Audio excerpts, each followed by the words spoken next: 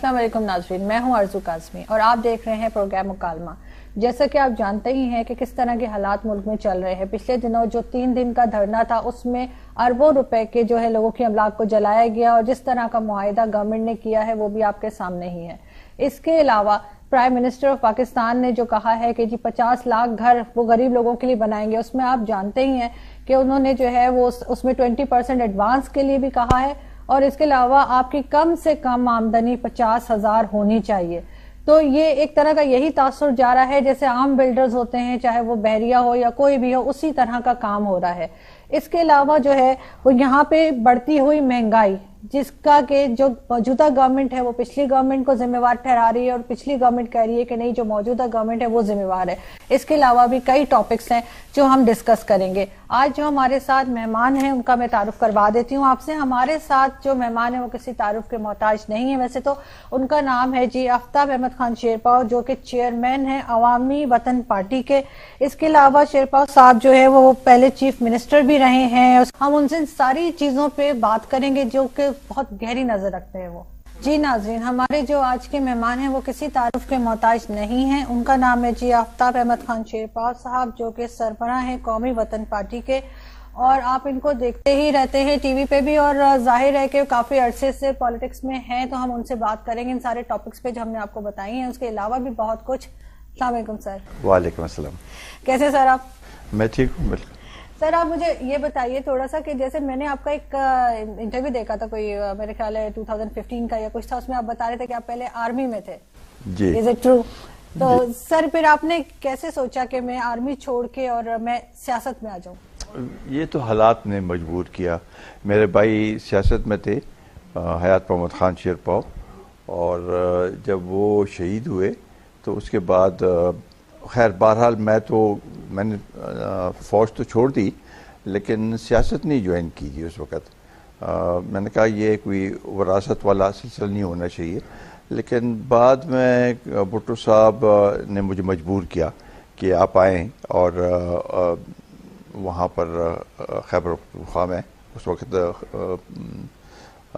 NWFP था, उसमें आप आएँ और हमारे साथ शामिल हों, तो फिर मैं शामिल हो गया।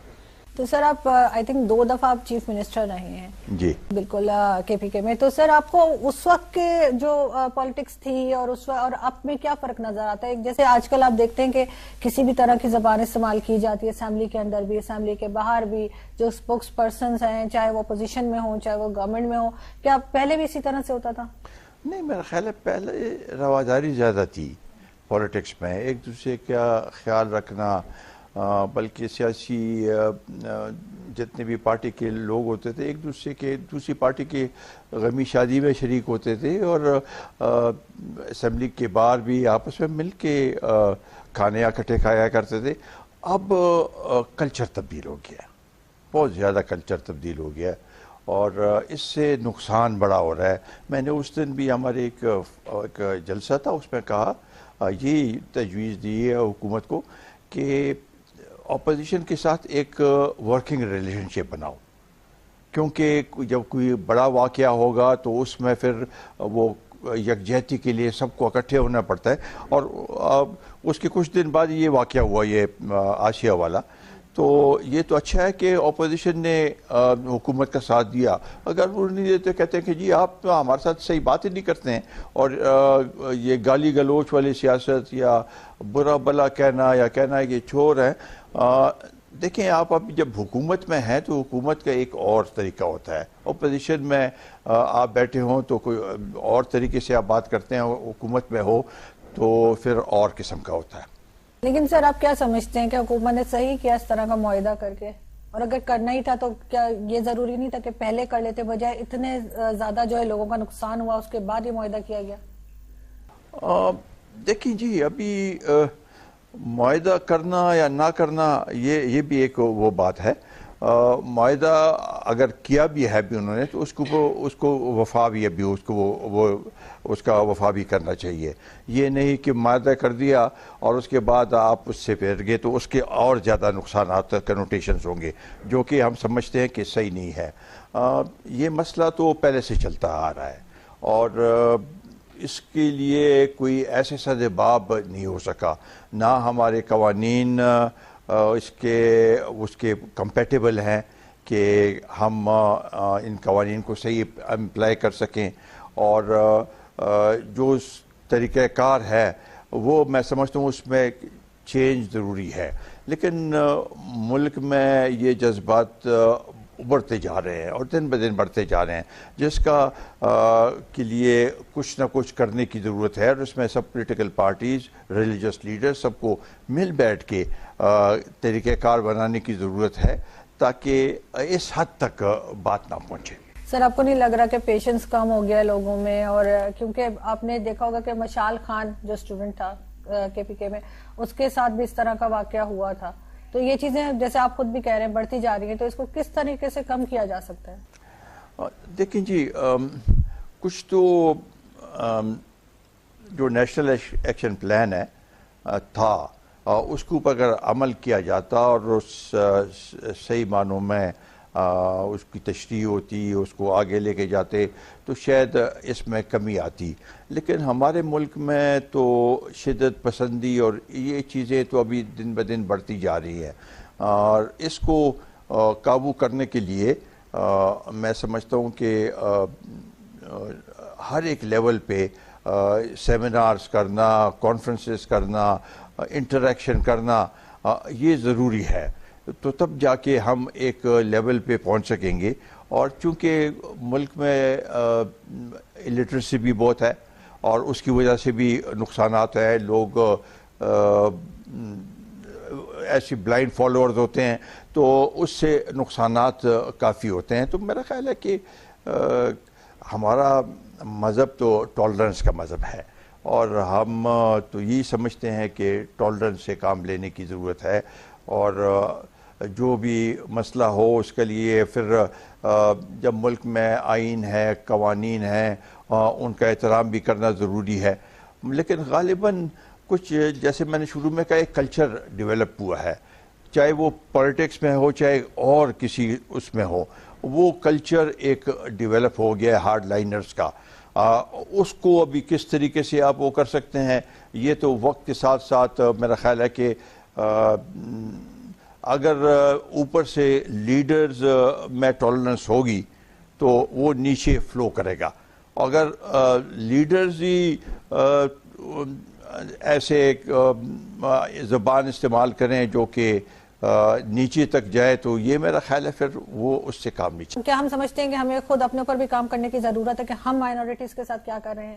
کیونکہ اس طرح کے واقعات پہلے بھی ہوئے ہیں جس میں جو تھا وہ ایک میاں بیوی تھے، ان کو جلا دیا گیا تھا اسی بات کے اوپر، تو ہم کیا پیغام دے رہے ہیں دنیا میں، ہمارا کیا امپریشن جا رہا ہے؟ دیکھیں جی، مائنورٹیز تو ہر ایک ملک میں ہوتی ہیں،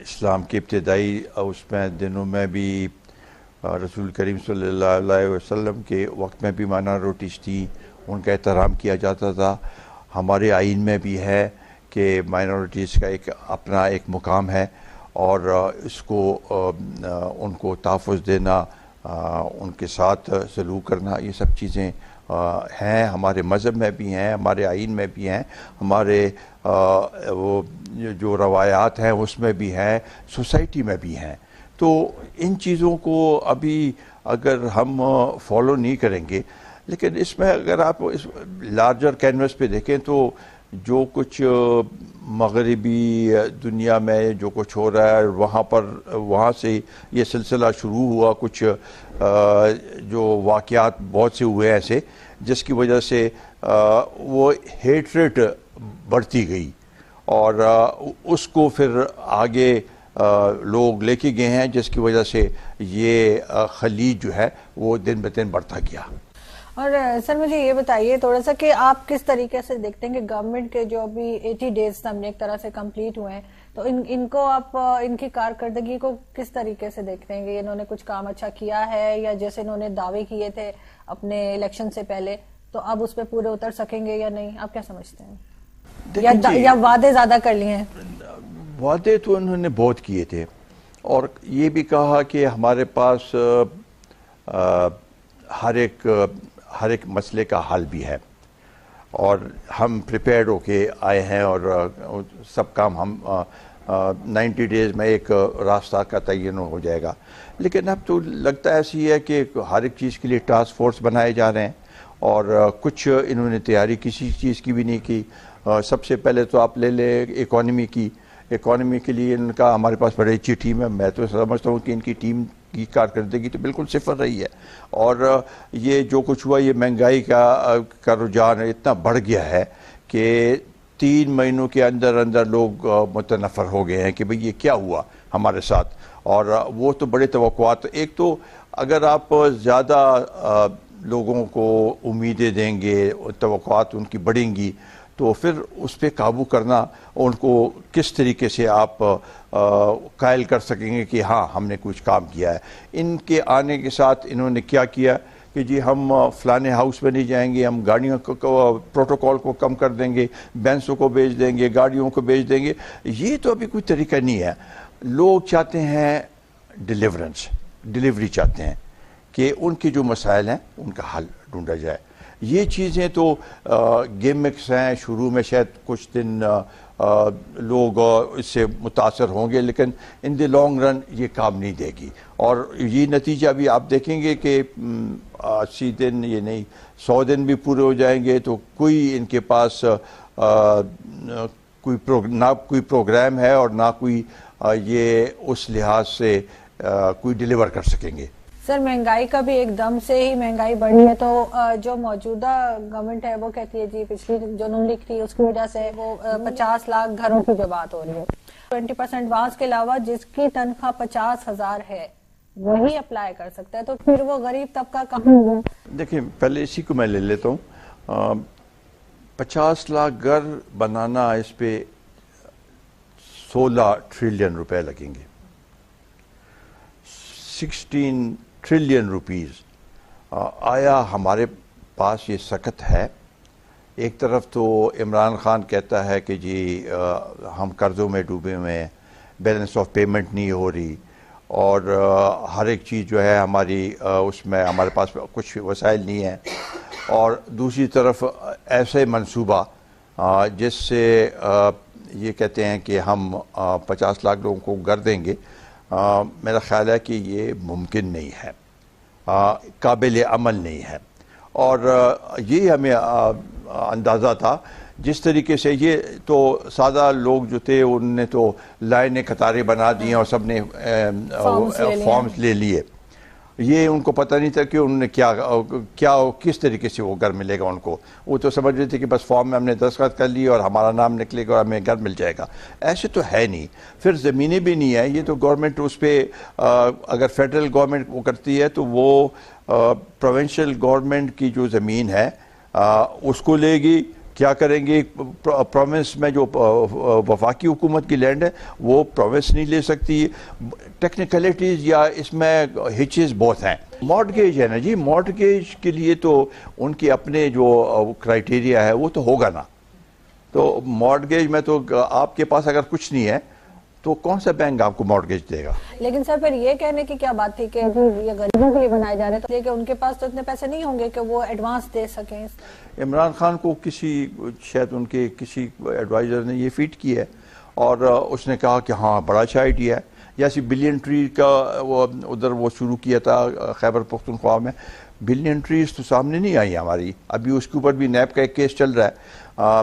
انہوں نے کہا کہ جی ہم یہ میٹرو نہیں بنائیں گے، یہ بالکل پیسہ خرچ ہے. ابھی خود وہاں پر بی آر ٹی شروع کیا ہے، وہ بھی آدھے میں چھوڑ دیا ہے اور لوگوں کو تکلیف ہے. تو میرا خیال ہے کہ ایسے وعدے نہیں کرنے چاہیے جو کہ پورے نہ ہو سکے یا اس سے لوگوں میں مایوسی پھیلے. اور میرا خیال ہے کہ یہ ایک کلاسک وہ کیس ہے 50 لاکھ گھر والا. یہ ایک کلاسک کیس ہے. یہ نہیں کر پائیں گے اور لوگ مایوسی کی طرف جائیں گے. اور سر ابھی جو اتنی مہنگائی جو بڑھ گئی ہے اس کو کس طرح مہنگائی دیکھیں جی، یہ کہتے ہیں ہر ایک جو بھی حکومت آتی ہے تو وہ تو یہ ان کا یہ پہلے نعرہ ہوتا ہے کہ یہ ہمیں ورثے میں یہ کچھ سب کچھ ملا ہے. عمران خان نے اس کو کوئی زیادہ اوور ڈو کیا، اس کو زیادہ ایمپلیفائی کیا کہ جی یہ دیکھیں یہ ہمیں کچھ بھی نہیں ملا، اتنا قرضہ ہے اور پچھلی حکومت نے سارا ہر ایک چیز خراب کر دی، تباہی کی طرف لے گئے. اب انہوں نے اگر یہ مہنگائی بھی کی ہے، جو چیزیں مہنگائی کس لیے بڑھی ہے، بجلی کے ریٹ بڑھا دیے انہوں نے، تیل گیس یہ سب چیزوں کے ریٹس انہوں نے بڑھا دیے. بنیادی طور پر تو یہ سب کچھ IMF کے لیے کر رہے تھے، یہ بڑھا دی ہیں اور یہ کہا کہ جی اس کے بغیر ہوگا نہیں، ہمارے پاس پیسے نہیں ہیں. تو یہ کہنا کہ جی، اور ابھی وہ کہتے ہیں کہ جی یہ کچھ مدت کے لیے ہے، یہ جتنے بھی کیا نام ہے کرپشن ہوئی ہے یہ پیسہ ہمارے پاس آئے گا. کرپشن کا پیسہ ان کے پاس کہاں سے آئے گا؟ یہ سارا ان کا جو پہلے سے وہ ہے. اگر آپ دیکھیں تو الیکشن کے دوران وہ ایک منسٹر صاحب کے جو سپیچز ہیں وہ آ رہے ہیں ٹی وی پہ آ رہی تھی کہ جی جس دن یہ عمران خان آئے گا تو 20 بلین ڈالر جو ہے، 200 بلین ڈالر سوری، وہ فوراً آ جائیں گے یہاں پر. کہاں سے آئیں گے؟ ہر ایک چیز کا کوئی طریقہ ہوتا ہے. کرپشن آپ پہلے پروو کریں گے کس کے خلاف، وہ پھر اس کے لیے بھی طریقہ ہوتا ہے. کون سے ملک نے یہ ایک اس کی مثال دیتے ہیں، نائجیریا کی مثال دے رہے ہیں کہ جی انہوں نے پیسے ان کے واپس ہوئے، وہ اتنی مدت لیڈیکیشن کے بعد کچھ پیسے ان کے پاس آئے ہیں. تو یہ کہنا کہ ہم بالکل اس کے حق میں نہیں ہے. کرپشن کے خلاف جدوجہد ہونی چاہیے. معاشرے سے کرپشن ختم ہوگی تو ہمارا معاشرہ بہتر ہوگا اور ہماری اکانومی بھی بہتر ہوگی. لیکن اس کے ساتھ ساتھ آپ نے کچھ ڈیلیور بھی تو کرنا ہے نا. یہ جو انہوں نے منی بجٹ دیا اس میں بھی کچھ نہیں ہے. نان فائلرز کو پہلے نکال دیا اس سے کہ جی وہ لے سکتے ہیں گھر، جب پریشر آیا تو واپس وہ کر دیا. تو مہنگائی ابھی یہ کہتے ہیں کہ انہوں نے کہا، پہلے شروع میں کہا کہ IMF نہیں جائیں گے ہم. چلے نہیں، اگر آپ نہیں جانا چاہتے ہیں تو نہ جائیں. پھر آہستہ آہستہ اس کی طرف چلے گئے. ابھی کہتے ہیں کہ جی سعودی سے ہمیں کچھ پیسے ملے ہیں، کچھ چائنا کے جو کہ ہمیں بظاہر نظر نہیں آ رہے. اس سے اب IMF 5 سے 6 بلین ہم لیں گے تو اس کے شرائط جو ہے وہ کم ہوں گے. ان کی شرائط کیا ہوتی ہیں IMF کی؟ وہی شرائط جو انہوں نے ابھی جس کے اوپر عمل کر لیا ہے پہلے سے. روپے کی قیمت کم کر دی ہے، یوٹیلیٹی جو ہے وہ بلز جو ہے جو بڑھا دیے ہیں، وہ تو پہلے سے انہوں نے کر دیا ہے.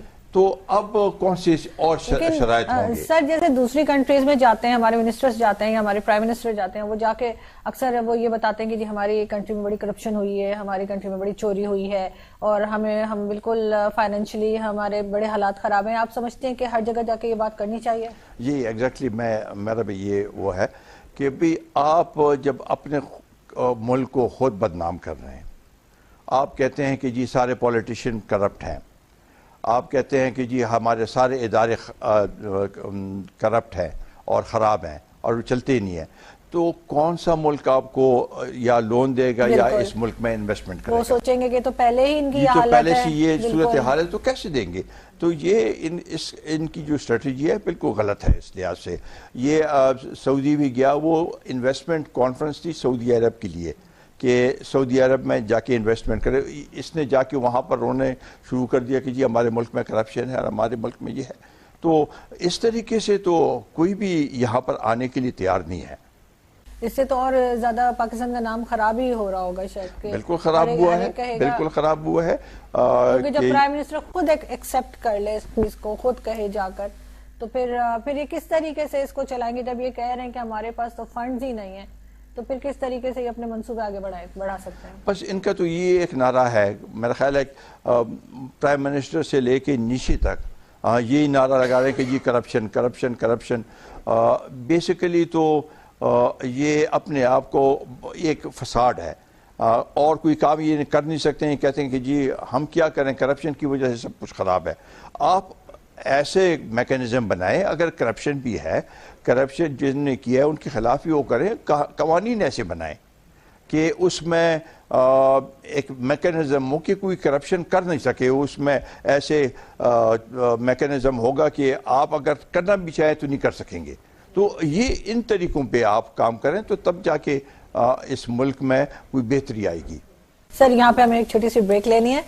جی ناظرین، یہاں سے ہم چلتے ہیں ایک چھوٹی سی بریک کی طرف.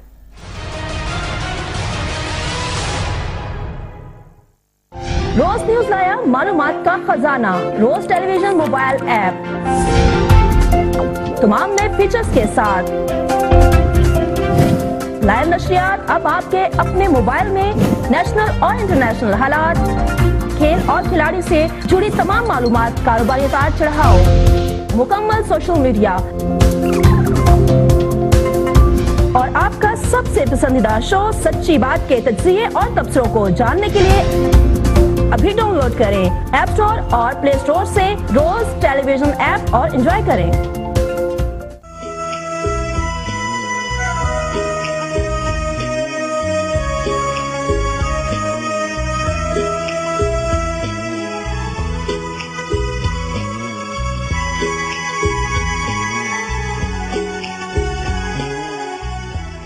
قائد اعظم نے فرمایا, مجھ سے اکثر پوچھا جاتا ہے کہ پاکستان کا طرز حکومت کیا ہوگا. پاکستان کے طرز حکومت کا تعین کرنے والا میں کون ہوتا ہوں؟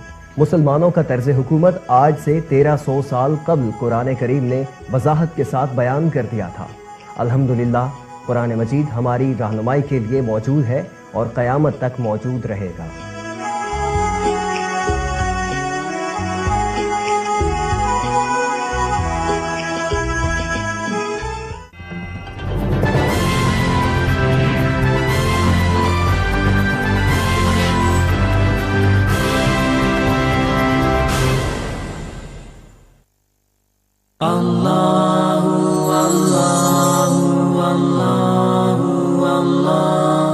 اختیار, طاقت اور دولت ملنے پر لوگ بدلتے نہیں بلکہ بے نقاب ہو جاتے ہیں. حضرت علی کرم اللہ وجہہ.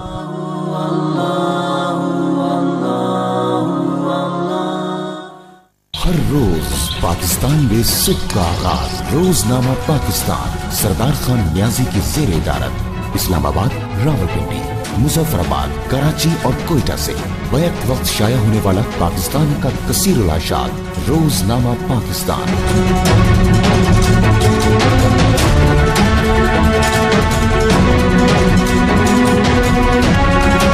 قومی اور بین الاقوامی حالات و واقعات کا آئینہ دار. ہم نے پہنچائی آپ کی آواز اقتدار کے اعلیٰ ایوانوں تک.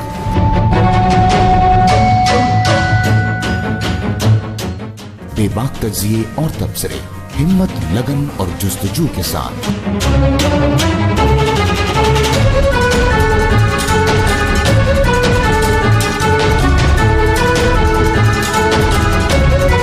جرم کے میدان سے شوبز کی دنیا تک.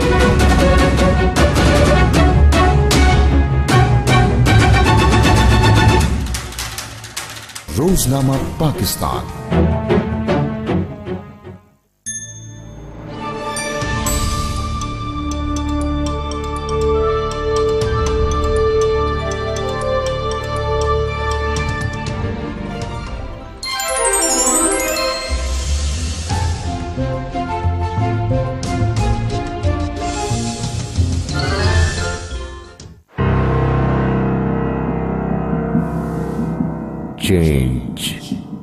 Change can be many things. For the brave, the courageous, the righteous, the ones who believe that suffering injustice is as wrong as perpetuating it. Change is a weapon. For the wronged, the victimized, the exploited, the ones who cried for justice. Change is a friend. For the forward-looking, the optimists, the brave hearts, the ones who always see the glass half full. Change is hope for the evil that resides among men, for the corrupt of heart and soul, for the darkness that broods in their hearts. Change is an enemy for the driven, the crusading, the compassionate, the believers in right over wrong. Change is power. In every corner of the country, we have been many things to many people at many times. But for those who are true patriots of this country and can do everything for patriotism, to them we will always stand for the power of change.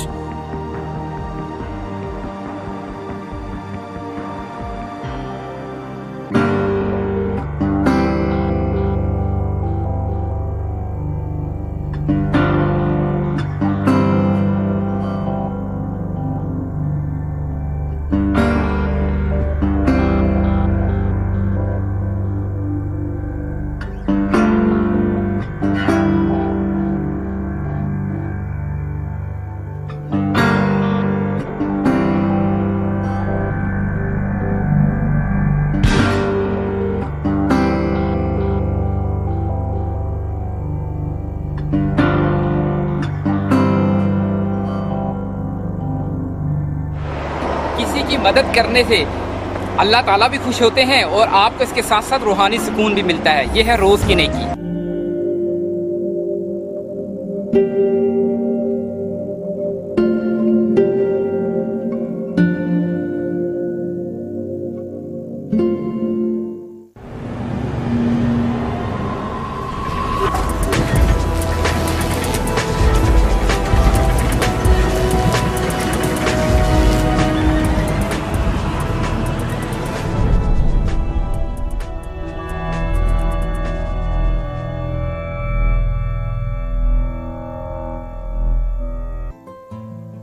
بنیے آپ بھی روز news کی آواز.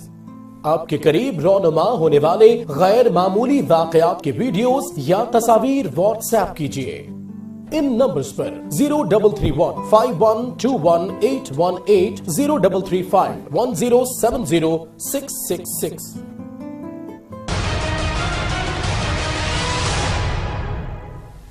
Welcome back ناظرین. ہم واپس آ چکے ہیں break کے بعد. دوبارہ چلتے ہیں اپنے گیسٹ کی طرف اور ان سے مزید کچھ پوچھتے ہیں. سر یہ بتائیے کہ آپ کو کیا لگ رہا ہے کہ 18ویں ترمیم کے اوپر بہت بحث ہو رہی ہے, آپ کو لگتا ہے کہ اسے رول بیک کرنا چاہیے؟ دیکھیں جی, میں خود اس کمیٹی میں تھا جس نے مدد کی اور یہ 18th امینڈمنٹ ہم پاس کرا سکیں اسمبلی سے, جو پارلیمنٹ سے. بنیادی طور پر یہ کانسیپٹ جو ہے ملک میں کہ اگر وفاق مضبوط ہوگا تو ملک مضبوط ہوگا, ہم اس سے ایگری نہیں کرتے ہیں. جب تک فیڈریٹنگ یونٹس وائبل نہیں ہوں گے ملک وائبل نہیں ہوگا. تو اس لیے صوبوں کو زیادہ سے زیادہ اختیارات دینا میرا خیال ہے کہ یہ بہتری ہے.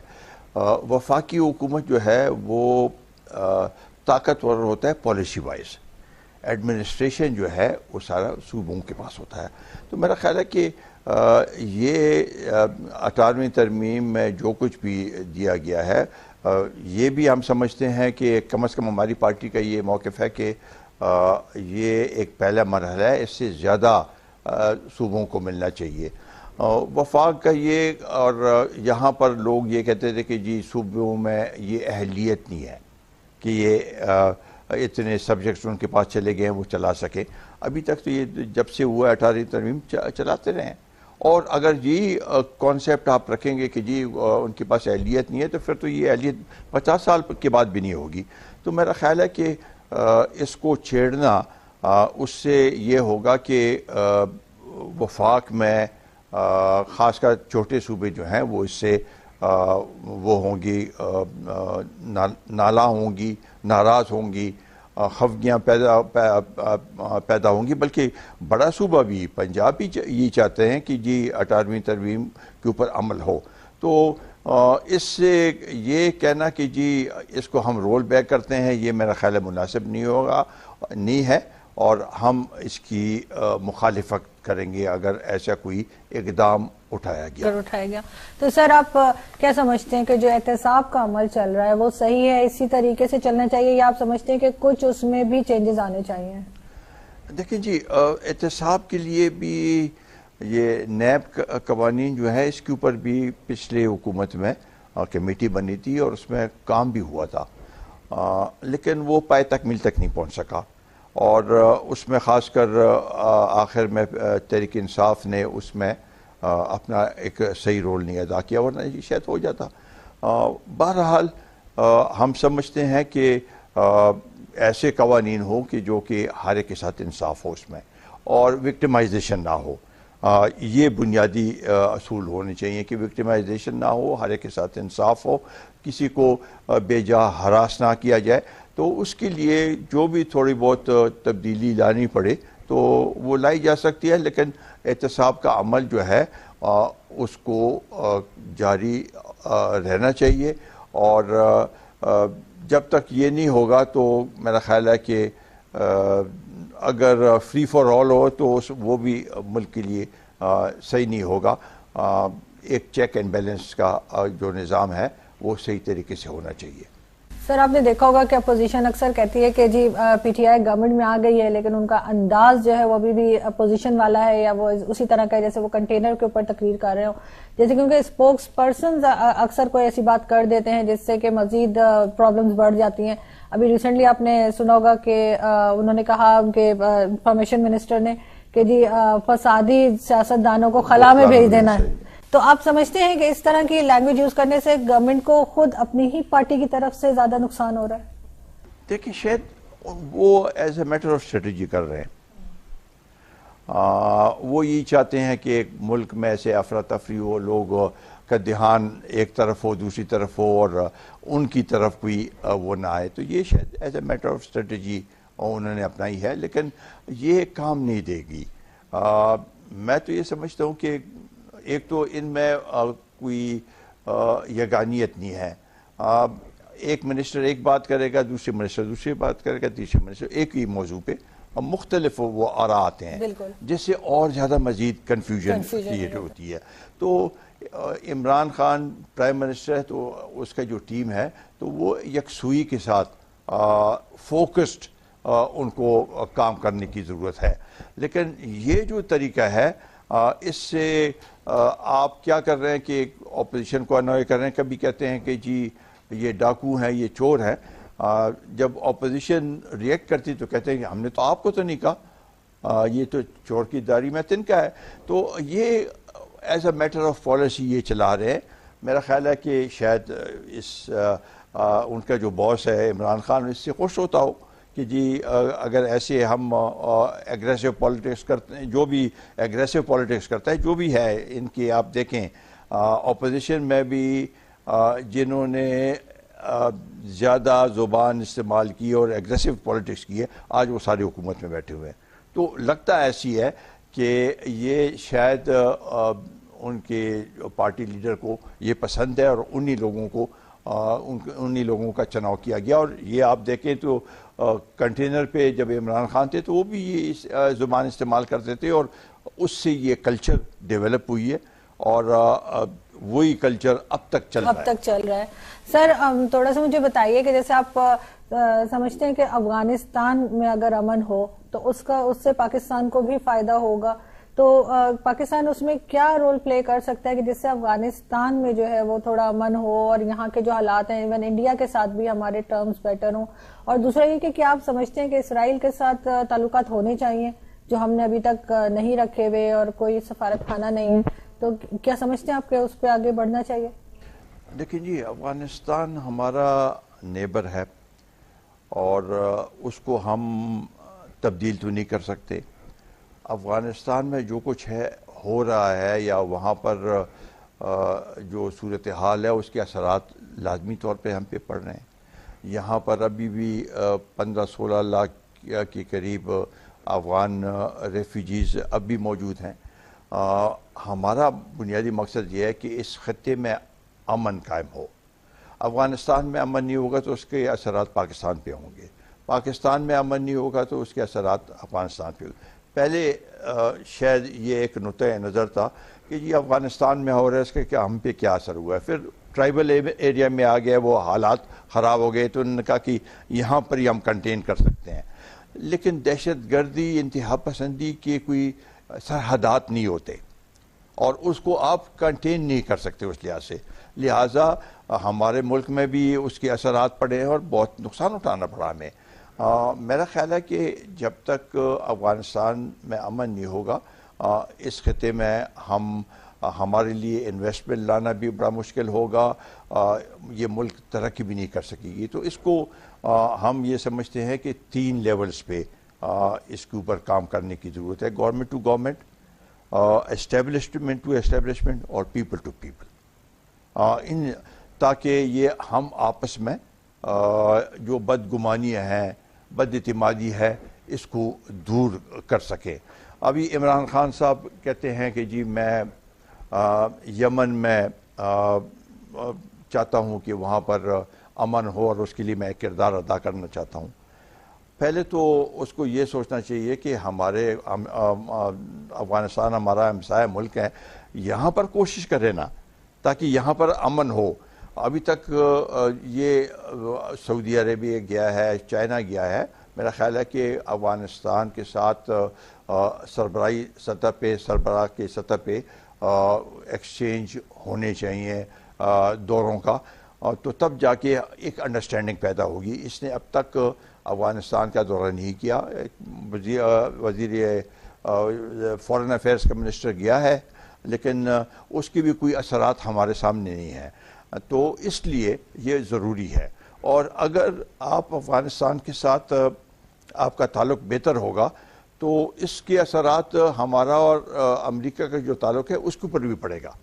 ان کا جو مین جو ہے ہمارے خلاف وہ یہ ہے کہ افغانستان میں ان کے بقول ان کے کہ آپ مداخلت کر رہے ہیں، آپ ان کے ساتھ مدد نہیں کر رہے ہیں، آپ طالبان کے ساتھ آپ کو ان کی مدد کر رہے ہیں، ان کو پشپنائی کر رہے ہیں. تو یہ چیزیں دور کرنے کی ضرورت ہے، اور تب بھی جا کے ہمارے ملک میں بہتری آئے گی.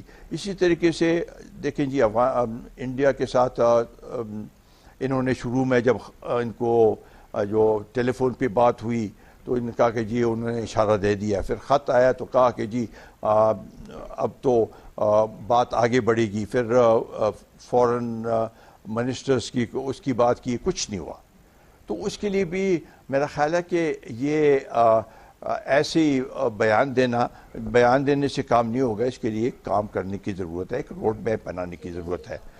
نیشنل سیکیورٹی کی بات ہے، بیٹھ کے اور ایک جتنے بھی سٹیک ہولڈرز ہیں پاکستان میں، چاہے وہ سول حکومت ہے، چاہے وہ ہماری ملٹری کی جو اسٹیبلشمنٹ ہے، سب نے بیٹھ کے ایک پالیسی مرتب کرنے کی ضرورت ہے. اور اس میں پچھلی حکومت نے وہ نیشنل سیکیورٹی کا ڈویژن بنایا تھا، لیکن اس کے بھی کوئی جو ہے فوائد سامنے نہیں آئے، کیونکہ اس کے اوپر عمل نہیں کیا گیا. میرا خیال ہے کہ چاہے افغانستان ہے، چاہے ابھی انڈیا ہے، تو اس کے لیے اس کو اسٹریٹجائز کرانا چاہیے. اور یہ ہماری پالیسی، فورن پالیسی کا محور ہونا چاہیے کہ کس طریقے سے ہم اپنے ہمسایہ ممالک کے ساتھ پرامن رہ سکتے ہیں. ایشوز ہیں ہمارے، اور ان ایشوز کو کس طریقے سے ہم نے آگے لے کے جانا ہے. تو یہ سب چیزوں پہ کام کرنے کی ضرورت ہے. جہاں تک اسرائیل کی بات کی ہے آپ نے، میرا خیال ہے کہ وہاں پر ایک اصولی ہم نے ایک موقف لیا ہے کہ ان کی جو رویہ ہے فلسطینین کے ساتھ، اور ان کے اس پہ وہ قابض ہو رہے ہیں، دن بدن وہ ہو رہے ہیں، اور جس طریقے سے ان کے ساتھ برتاؤ کیا جا رہا ہے، جو ظلم ہو رہا ہے، تو اس کو سامنے رکھتے ہوئے بحیثیت ایک مسلم ممالک کے، مسلم ملک کے، ہم کس طریقے سے اسرائیل کے ساتھ ایک یا رشتہ قائم کر سکتے ہیں، یا وہاں پر تعلق بنا، یا کیا نام ہے، سفارتی تعلق بیان وہ کر سکتے ہیں. اس کے لیے ضروری ہے کہ کوئی حالات اگر بہتر ہوتے تو پھر بھی کوئی بات نہیں، لیکن وہ ہمیں نظر نہیں آ رہا. اسرائیل وہاں پر ایگریشن کر رہا ہے، اور ایگریشن کے ہم خلاف ہیں. چاہے وہاں پر اگر اسرائیل فلسطینین کے خلاف ایگریشن کر رہا ہے، تو یہاں انڈیا کشمیر میں ایگریشن کر رہا ہے. تو ان دونوں میں ایک ہی مطابقت ہے. تو اس لحاظ سے ہم وہ اقدام نہیں لینا چاہیے. بہرحال یہ تو وقت کے ساتھ جتنے بھی ہمارے فورمز ہیں، خاص کر پارلیمنٹ ہے، اس پہ بحث ہونی چاہیے اگر ایسا موقع آتا ہے. لیکن پہلے تو ہمیں اس پہ دیکھنا چاہیے کہ جو مسلم ممالک ہیں، OIC ہے، اس کو کیسے ایفیکٹو بنایا جائے، اور جو فلسطینیوں کی جو سفرنگز ہیں اس کے لیے پاکستان یا مسلم ممالک کیا کر سکتی ہے، اس کے اوپر زیادہ توجہ دیں. اور سر آپ نے جیسے دیکھا ہوگا کہ جو پچھلے 5 سال تھے اس میں PTI کی گورنمنٹ تھی وہاں پہ KPK میں، تو آپ کیا سمجھتے ہیں کہ کچھ وہاں پہ انہوں نے کام کیا تھا ایسا جس پہ کہ آپ کہہ سکیں گے ہاں انہوں نے کوئی اچھا کام کیا ہے KPK میں؟ اس کے علاوہ جو ڈیم کیا ہے، جو فنڈ ریزنگ ہے، آپ سمجھتے ہیں کہ اس طرح سے فنڈ کر کے اور وہ کر کے ہم ڈیم بنانے کے قابل ہو سکیں گے؟ لیکن جی یہ سارے گیمکس ہیں، اور لوگوں کو یہ تاثر دینے کے لیے کچھ نہیں کیا، چاہے وہ بادشاہ ڈیم ہے، داسو ڈیم ہے، منڈا جو ابھی ممن ڈیم ہے، یہ کام تو چلتا رہا ہے. یہ ابھی یہ نہیں ہے کہ اور نہ ڈیم صرف چندوں پہ بن سکتا ہے. ٹھیک ہے، ایک انیشیٹو اگر سپریم کورٹ کے چیف جسٹس نے لیا تو ایک انیشیٹو لوگوں کو فوکس اس طرف کر دی ہے، لیکن اس کے لیے منصوبہ بندی کرنے کی ضرورت ہے، اور اس میں شاید آپ کو ورلڈ بینک سے یا دوسرے کنسورشیمز بنانے پڑیں گے تو تب جا کے ڈیم بن سکے گا. چندوں سے ڈیم اس لحاظ سے بن نہیں پائے گے. تو ضروری ہے ڈیم، یہ اس میں کوئی شک نہیں ہے. پانی کی قلت دن بدن بڑھتی جا رہی ہے، جیسے وقت گزر رہا ہے.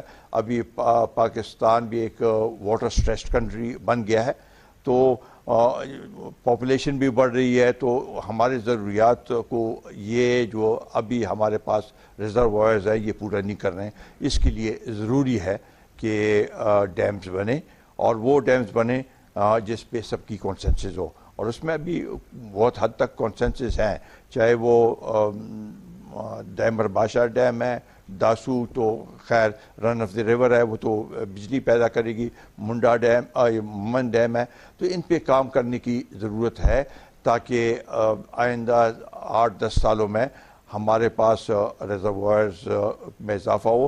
ممن ڈیم تو جلدی بن جائے گا، 3-4 سال 5 سال میں بن سکتا ہے. کالا باغ ڈیم کے اوپر نہیں بات ہو سکتی؟ جی کالا باغ ڈیم دیکھیں جی، کالا باغ ڈیم پہ اب اگر 3 صوبوں کی پروونشل اسمبلیز نے متفقہ قرارداد پاس کی.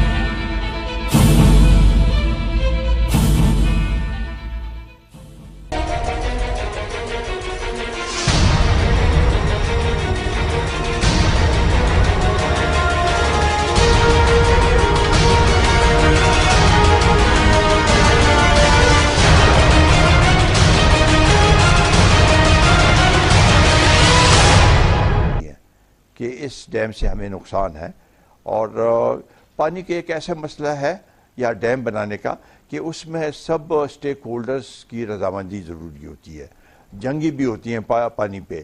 تو اس لیے اگر سندھ کو تحفظات ہے، خیبر پختونخوا کو تحفظات ہے، تو جب تحفظات ہیں ایک ڈیم پہ اور آپ کے پاس الٹرنیٹ ہے تو الٹرنیٹ پہ تو کام کریں.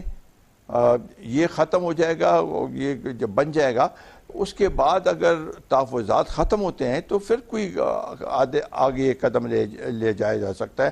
اب میں نہیں سمجھتا ہوں کہ اس وقت کالا باغ ڈیم پہ بات ہو سکتی ہے. اور سر کے کے میں جیسے میں نے آپ سے پوچھا کہ جو پچھلے 5 سال تھے وہاں پہ، تو آپ کو لگ رہا ہے کہ کوئی بہتر کام ہوا تھا پچھلے 5 سال میں؟ دیکھیں جی، یہ تو مثال یہ دے رہے ہیں اور یہ کہہ رہے ہیں کہ ہمیں اگر قومی سطح پہ اگر یہ اکثریت ملی ہے تو یہ کے پی میں ہماری پرفارمنس کی وجہ سے ہے، جو کہ ایک بالکل غلط بات ہے. وہاں پر کوئی ترقی نہیں ہوئی. دیکھیں میں آپ کو چند مثالیں دیتا ہوں. یہ تو کرپشن کی اتنی بات کرتے ہیں. وہاں پر سب سے پہلے انہوں نے احتساب کا وہ بنایا، اسٹیبلشمنٹ بنائی کہ جی ہمارا اپنا ہونا چاہیے، کیونکہ ہم چاہتے ہیں کہ صحیح معنوں میں اس وقت انہوں نے نیب کو رد کیا تھا، کہا کہ جی نیب صحیح کارروائی نہیں کری ہے، ہم نے اپنے احتساب بیورو بنا دیا. اس کے اتنے سال ہو گئے، اب یہ دوبارہ جو حکومت آئی انہوں نے کہا اس کو ختم کر دو. جب نیب ہے تو اس کو ختم کر دو. اور انہوں نے اس کے اوپر لگے ہیں تقریباً 80 کروڑ لگے ہیں اور 20 لاکھ ٹوٹل انہوں نے لوگوں سے پیسے وہ کیے ہیں, واپس کیے ہیں. تو کیا اس کا آپ دیکھیں, یہ خود ان کی ایک مثال ہے. دوسرا یہ BRT جو انہوں نے شروع کیا, پہلے تو کہا کہ جی ہم نے سوشل سیکٹرز میں پیسہ لگانا ہے, ہم نے ایجوکیشن پہ, ہیلتھ پہ پیسہ لگانا ہے, اور پروجیکٹس پہ, یہ روڈ کے پروجیکٹس پہ اور ایسے بڑے پروجیکٹس پہ, سگنیچر پروجیکٹس پہ ہم نے پیسہ نہیں لگانا. آخر میں شروع کر دیا اور وہ بھی ایسے وقت میں شروع کیا کہ اس کو مکمل بھی نہیں کر سکے. اب اس کی کاسٹ دن بدن بڑھتی جا رہی ہے اور یہ کہتے ہیں کہ جی ہم نے باقی جو میٹرو بنے ہیں اس کی تو احتساب ہونا چاہیے اور اس کے اوپر فوکس کرنا چاہیے, اس کا سب سے پہلے ہونا چاہیے. اسی طریقے سے یہ بلین ٹری کی بھی بات ہے. ایجوکیشن میں یہ کہتے ہیں کہ جی ہم نے بڑی وہ کی ہے اور پرائیویٹ سکولوں سے لوگ واپس گورنمنٹ سکول میں گئے. بالکل غلط بات ہے. کوئی اگر گورنمنٹ سکولز کے اب بھی آپ نتیجے دیکھیں, جو ریزلٹس ہیں وہ بہت خراب ہیں پرائیویٹ سکول سے. اسی طریقے سے پولیس کا انہوں نے کہا کہ جی ایک ماڈل پولیس ہم نے بنایا ہے. ماڈل پولیس کیسے ہے کہ اب بھی اگر آپ پشاور چلے جائیں تو ایک روڈ پہ آپ کو کچھ نظر آئے گا کہ جی وہاں پر ٹریفک والے, پولیس والے بھی چل رہے ہیں دوسرے دکھاوے کے لیے. باقی وہاں کی پولیس پہلے سے, وہاں کا نیچر ایسا ہے کہ جو پولیس آفیسر اور عوام کے درمیان ایک رواداری کا ایک فضا ہوتی تھی, لیکن انہوں نے کچھ وہ نہیں کیا. میں اس کی مثال دے دیتا ہوں آپ کو, آسان مثال ہے. جب یہ قصور کا کیس ہوا, اس کے بعد ایک کیس مردان میں بھی ہوا جو ایک بچی کے ساتھ جاتی کا ہوا. ہمارے پاس وہاں پر فورینزک لیبارٹریز نہیں تھی, DNA ٹیسٹ ہم نہیں کرا سکتے تھے. شرم سے یہ پھر پہلے تو کہہ رہے تھے کہ ہم نہیں پنجاب بھجواتے ہیں, پھر بعد میں بھجوانا پڑا. خٹک صاحب بھی تو علاج کے لیے پنجاب گئے تھے نا. پنجاب گئے ہیں, برنز یونٹ وہاں پر نہیں ہے. تو یہ سب چیزیں آپ دیکھیں تو کس طریقے سے آپ کہتے ہیں کہ جب پولیس کو آپ نے بہتر کرنا ہے تو اس میں انویسٹمنٹ کرنے کی ضرورت ہے. اب یہ کہتے ہیں کہ جی ہمارے پاس وسائل نہیں ہیں, ہم چاہتے ہیں کہ پولیس میں انویسٹمنٹ ہو. انویسٹمنٹ ہوگی, آپ کے پاس سارے یہ فورینزک لیبارٹری ہوگی, آپ کے جو پولیس آفیسرز ہیں ان کے پاس سب سیف سٹیز کی بات ہونی چاہیے. وہاں پر بھی وہی جو کراچی میں جس طریقے سے کڈنیپنگ فار رینسم ہو رہا ہے, اسٹریٹ کرائمز ہیں, وہ اسی طریقے سے خیبر پختونخوا میں بھی ہیں, اس میں کوئی کمی نہیں آئی ہے. تو اس لیے انویسٹمنٹ کرنے کی ضرورت ہے, بجائے اس کے کہ آپ یہ کہیں کہ جی اس کو ہم نے اے پولیٹیکل بنا دیا. اے پولیٹیکل اگر ادھر بنایا تو یہ یہاں پر جو مثالیں ہیں آپ کے سامنے ہیں, کیا یہ اے پولیٹیکل پولیس کی بات ہے کہ جس طریقے سے آپ نے ایک DPO کو تبدیل کیا, 2 IGs کو تبدیل کیے.